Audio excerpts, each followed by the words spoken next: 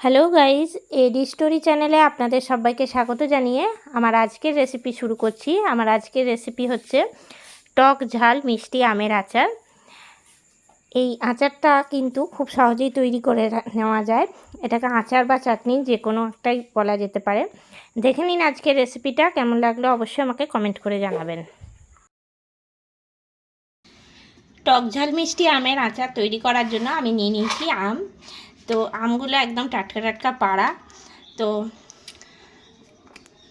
একদম এখনও কষ বার হচ্ছে, মানে একদম টাটকা পারলাম আমগুলো। তো এরপরে আমগুলো একদম পরিষ্কার করে আমি খোসাটা ছাড়িয়ে নিচ্ছি। প্রথমে কিন্তু ধুই নিয়ে আগে খোসাটা ছাড়িয়ে নেওয়ার পরে আমি ধুয়ে নেব। তার জন্য আলাদা বাটিতে আমি জল নিয়ে নিয়েছি। আর খোসাটা কিন্তু পরিষ্কার করে ছুলে নিতে হবে। যখনই আমের যে কোনো চাটনি জাতীয় কিছু বা আচার তৈরি করার জন্য কিন্তু খোসাটাকে আগে পরিষ্কার করে ছুলে নিতে হবে।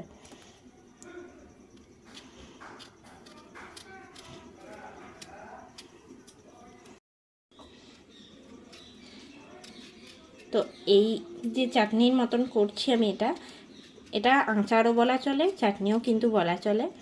এটা একদম টক ঝাল মিষ্টি একটা আচারই হবে।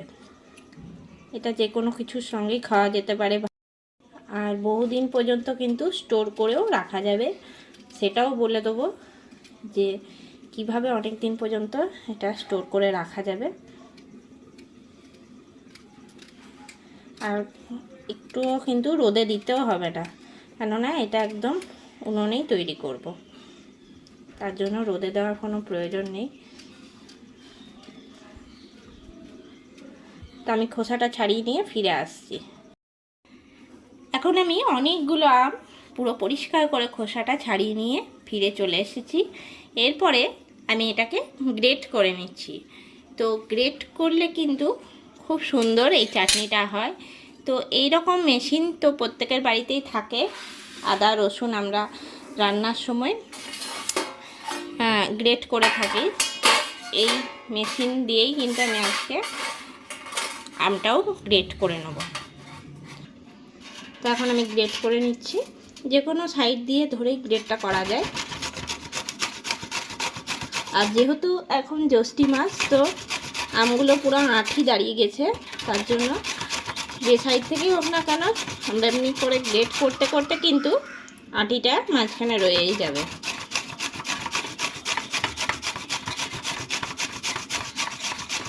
বটিতে কাটার ঝামেলা ছাড়াই কিন্তু এরকম গ্রেট করে খুব সুন্দর আচার বা চাটনি করে রাখা যায় বহুদিনের জন্য।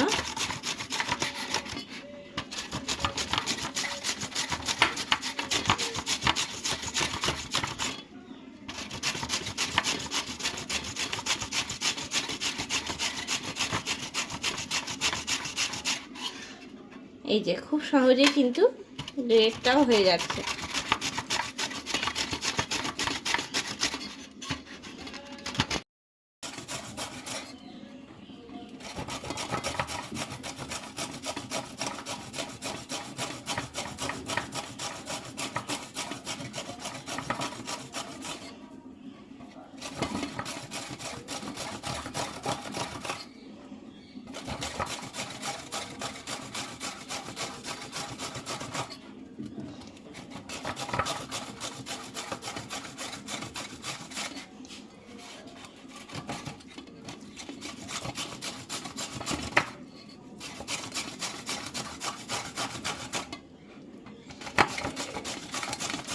তো একটা আম আমি গ্রেট করে নিলাম।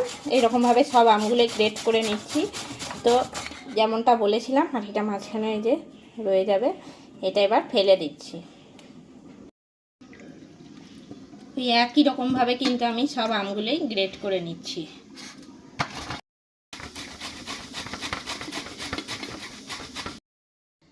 আমটা এখন আমি পুরোপুরি গ্রেট করে নিয়ে ফিরে চলে এসেছি। আর এখন যেহেতু জ্যৈষ্ঠী মাস, তো কিছু কিছু আমে কালার ধরে গেছে। তো এরকম কালার ধরে গেলেও কোনো অসুবিধা নেই। দিয়ে দিচ্ছি এর মধ্যে হলুদের গুঁড়ো।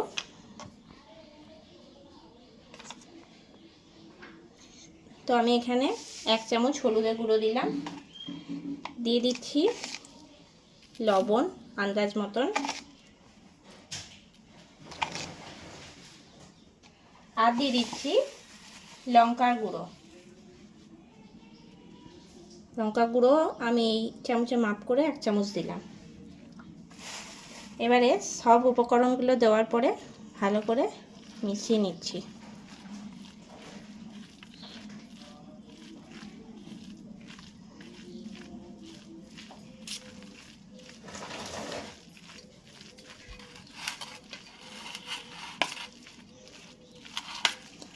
যদি হাত দিয়ে মাখানো হয় তাও কিন্তু খুব ভালো হবে, তো আমি চামচ দিয়ে মাখিয়ে নিচ্ছি। তো গ্রেট করা আমটার মধ্যে কিন্তু নুন, হলুদ আর লঙ্কা গুঁড়ো পুরোপুরি মাখিয়ে নেওয়া হয়ে গেছে। এবার আমি কড়াই চাপিয়ে নিয়েছি, আর অন্যদিকে আমি নিয়ে নিয়েছি এরকম ঢেলা গুড়, আর এর জায়গায় আপনারা কিন্তু বাতাসাও ব্যবহার করতে পারেন বা চিনিও ব্যবহার করতে পারেন। কড়াই চাপিয়ে নিয়েছি, কড়াইয়ের মধ্যে প্রথমে দিয়ে দিচ্ছি সর্ষের তেল। তো এই চাটনিটা করার জন্য কিন্তু খুব বেশি তেলের প্রয়োজন নেই, আমি এখানে 3 চা চামচের মতো তেল দিয়েছি। ফোড়নে দিয়ে দিচ্ছি 5 ফোড়ন, 1/2 চা চামচ, 2টো শুকনো লঙ্কা আর 2টো তেজপাতা।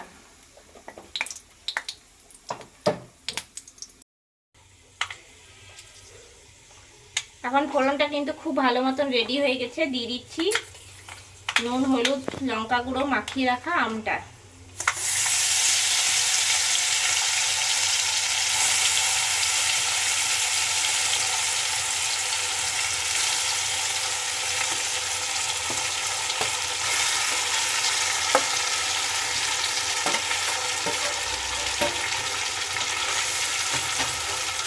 এবার নাড়াচাড়া করব।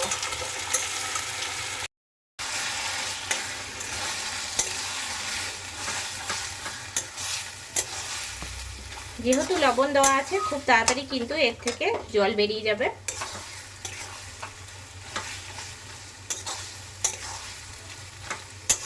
7 থেকে 10 মিনিটের মতন এটা নাড়িয়ে নেব।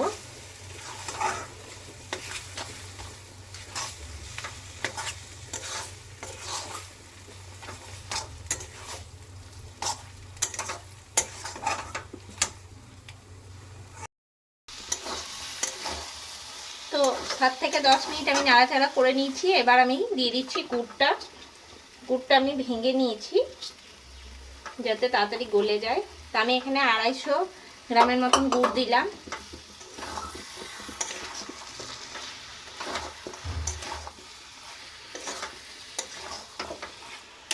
গ্যাসের ফ্লেমটা একদম লোতে রেখেছি, নাহলে কিন্তু ধরে যেতে পারে। এবার সমানে নাড়াচাড়া দেব।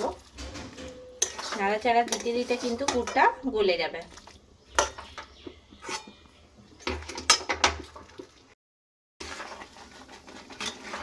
এখন কিন্তু গুড়টা অনেকটা গলে এসেছে, আর কালারটাও কিন্তু আস্তে আস্তে একদম চেঞ্জ হয়ে যাবে।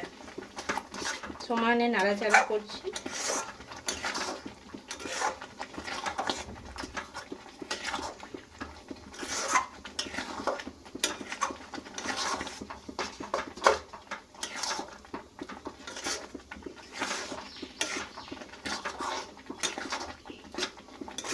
এখন কিন্তু ফুটতে শুরু করে দিয়েছে।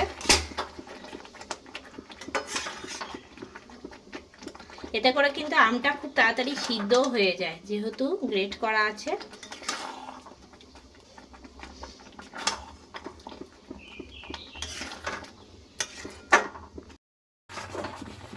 এখন কিন্তু গুড়টা পুরোপুরিভাবে গলে গেছে, আর কালারটাও এখন অনেকটা চেঞ্জ হয়ে গেছে, আর আমটা কিন্তু সিদ্ধ হয়ে গেছে।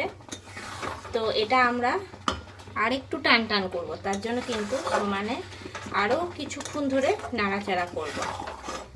একদম গ্যাসের ফ্লেমটা লোতে রেখেছি, সমানে নাড়াচাড়া করতে হবে তল উপর করে করে, কেননা এই সময়ই ধরে যাওয়ার সম্ভাবনা থাকে, তলায় লেগে যাওয়ার সম্ভাবনা থাকে।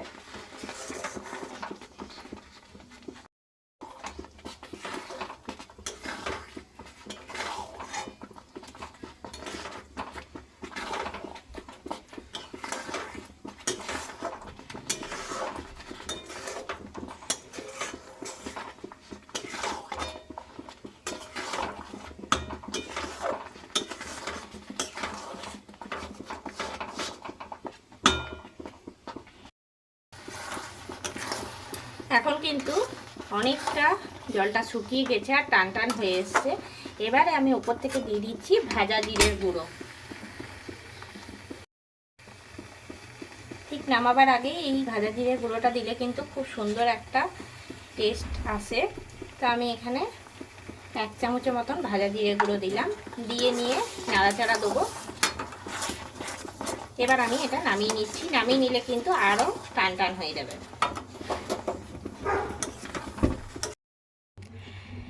এই আচার বা চাটনিটা কিন্তু অনেক দিন পর্যন্ত স্টোর করে রাখা যায়।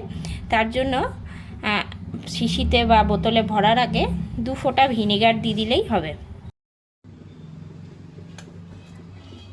তো এখন আমি বাটির মধ্যে তুলে নিচ্ছি।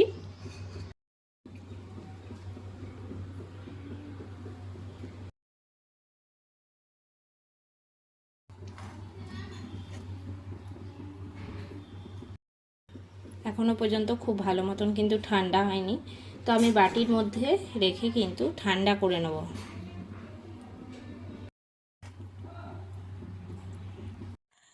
কেমন লাগলো আমার আজকের এই রেসিপিটা অবশ্যই আমাকে কমেন্ট করে জানাবেন। আজকের রেসিপিটা ভালো লেগে থাকলে লাইক করবেন, শেয়ার করবেন।